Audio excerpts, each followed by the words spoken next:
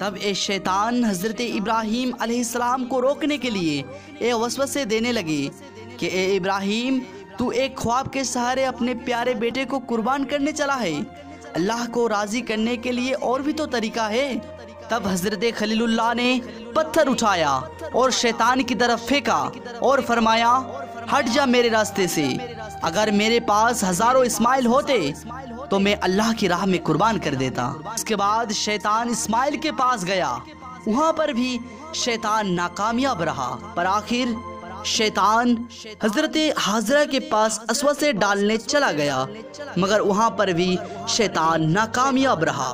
रास्ते में हज़रत इब्राहीम अलैहिस्सलाम अपने बेटे से कहा, इस्माइल, पता है मैं आपको कहाँ लेके जा रहा हूँ?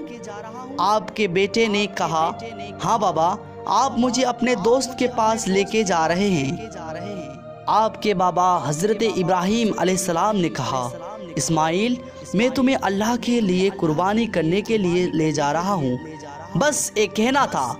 तो इस्माइल अलैहिस्सलाम ने कहा, बाबा, अगर मुझे अल्लाह की राह में कुर्बान कर दिया जाए तो इससे बेहतर और क्या है।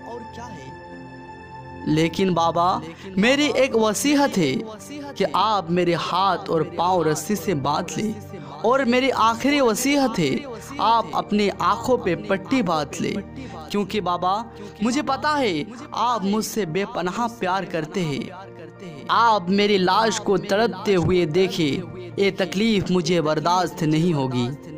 हज़रत इब्राहीम अलैहिस्सलाम ने अपनी आँखों पे पट्टी बांधा और इस्माइल अलैहिस्सलाम के हाथ पांव बांधे और छुरी को इस्माइल अलैहिस्सलाम के गले पे रखा और कहा, ए अल्लाह, देख मैं अपनी प्यारी चीज़ तेरी राह में कुर्बान कर रहा हूँ।